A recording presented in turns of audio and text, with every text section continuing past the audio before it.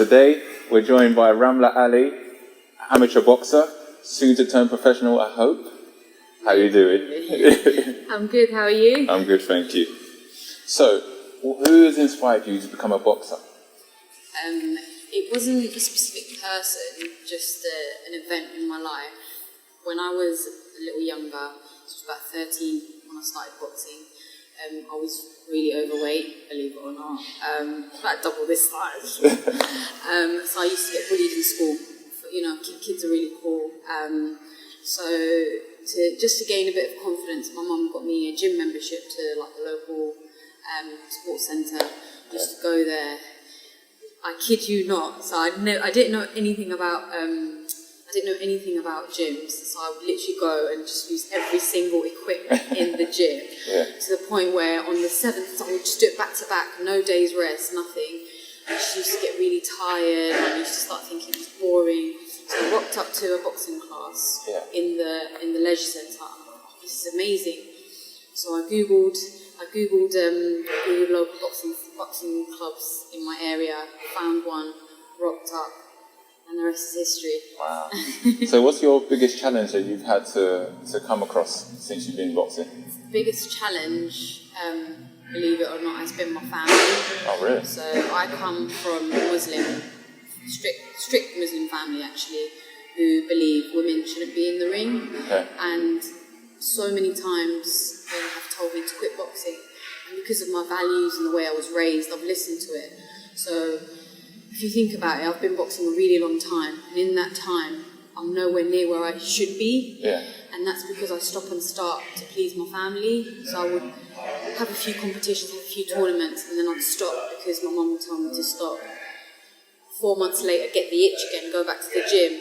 And then the whole process has just been ongoing for years. And that's been the biggest challenge, I think. I think if I had a family, I'm not going to say, because they are really supportive of me, but if they were supportive of boxing, things would be a lot different now.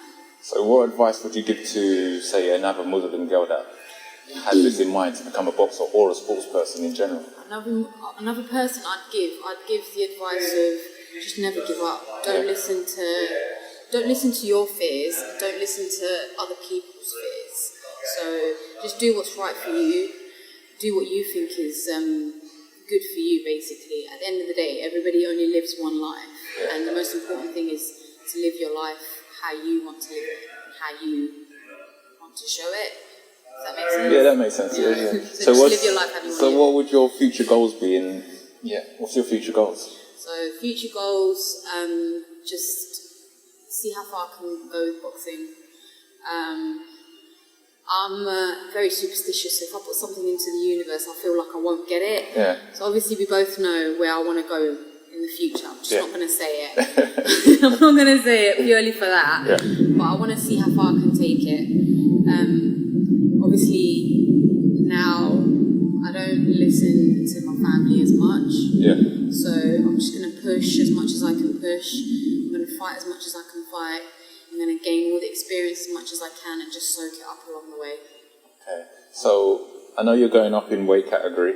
How do you find putting on some size? How are you finding that? It's hard. Yeah. So we're doing a lot of heavy lifting, lower volume, lower reps. Yes. I've got 2 strength and conditioning coaches who sponsor me. A place called the Commando Temple in Deptford. Check it out, it's amazing. I will do. So they've both, so for example, deadlifts. Before it would be light and loads of reps, and now it's just as heavy as I can go for 3. Okay. And loads of reps just to put on, just to try and fill out the frame a bit more. Yeah. Eating has been hard. I mean, I know a lot of people will be like, shut up, oh my God, you can eat what you want. Trust me, like, after you've had a hard day's training, you've been eating throughout the day, the last thing you want to do is come home to eat a big plate of dinner. Yeah. But you just got to do it. Yeah. So, being your size, and so if another woman wanted to lose weight, what advice would you give her? Would you tell her to come boxing? Would you tell her to go in the gym? Oh my God, boxing, trust me, boxing is an amazing sport for anyone. Like, any athlete, I know a few athletes that have incorporated boxing into their training regimes, cardio. Yeah. It's like when people say you don't know fit until you've seen box fit.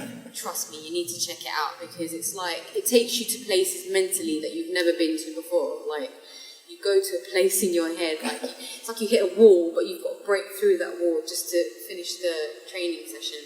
It gives you great shoulders, I think. It gives you a great back, great legs, especially if you're turning correctly. It's good. It's good cardio. It's good weight loss, I think, for any person. Okay. So men and women. Men and women. Yeah. Men and women. So if you wasn't a boxer, what sport would you do other than boxing? Quite like weightlifting. Okay. And athletics. I think sprinters, I've just told you this, but sprinters have the best body of any athlete I've ever seen. They're just chiseled to perfection. It's like they've got 0% body fat. It's just unreal to see. So you think you will do well? As a sprinter, no. I'm slow as anything, but I would love to take it up just to get that physique. I'm sure you got that anyway. But no, it's hidden. in terms of the training, do you think that boxing training would probably be harder than athletics training? I mean, I don't want to say that. Every discipline has its what's the word? Tough times. Has its tough times. Like, so you'll see a sprint as fast as they can. They get to the finish line, collapse on the floor. That shows that they've worked hard. Yeah. Just because we do longer rounds, so we fight for 9 minutes and they'll sprint for 10 seconds, 12 seconds, doesn't mean we haven't worked as hard as each other. That's true. So I think that's what it is. It's just different disciplines. You've conditioned your body to do different things. Okay. And who is the best boxer technically that you've seen?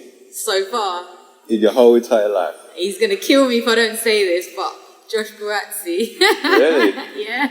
Technically the best boxer you've ever seen? I think he's amazing. Okay. He's always got a high guard. It's hard to hit him. He has a good flurry of shots, then he moves out of the way. His head game is like on point. Yeah. Oh, that sounded so wrong. His head movement game is on point. Yeah.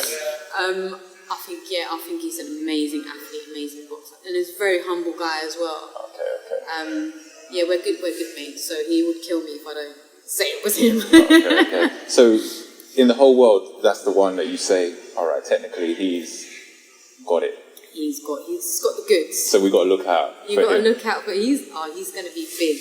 Okay. He's just turned pro. I think he's had 4 or 5 bouts. 15 bouts in. He's going to be a superstar one day. Okay. And I'm going to cling on to him. Josh, we're friends. Remember me? You'll be a superstar yourself anyway, so I don't even know why you're worried about God that. willing. Who's your sporting idol? At the moment, it can be any sport. Any sport. I'd say Usain Bolt, innit? Usain Bolt. Usain Bolt, he's the fastest man alive. Sporting idol. Katie Taylor's up there as well. She's amazing. So if you had to fight her? Oh, no. Sorry, I've got an injury. I can't. But I suppose, like, if you had to fight her, you'd make a lot of money, so why not? Yeah. I suppose that's the reason why anyone turns professional, is to make money. Yeah. For me, I'd never want to turn professional because I don't see the sport as a money-making thing. Mm-hmm. I do it for the love. Yeah. And that's why I've always done it, just because I enjoy it. Okay. And that's it. And everyone's like, oh, you're crazy, you should turn pro. No, it's not for me. I've still got a lot of learning to do. Yeah. Like, I think people are too quick to turn professional because they see the money. Yeah. But if you feel within yourself that you've got a long way to go, you should still learn stuff, because the amateur game is the place that you should learn everything that you need to learn. So you shouldn't turn pro so quick just for money. That's when you get hurt. It's true, because there's some dangerous girls out there. Of course, very dangerous girls. So you should learn everything you can in amateurs. It doesn't matter how long it takes. It really doesn't matter. But when you get there, you know within yourself, alright, it's right. I've done all the learning that I can. Now it's time to turn pro. And on that note, thank you very much. Thank you very much. It was a pleasure having the time to speak to you today.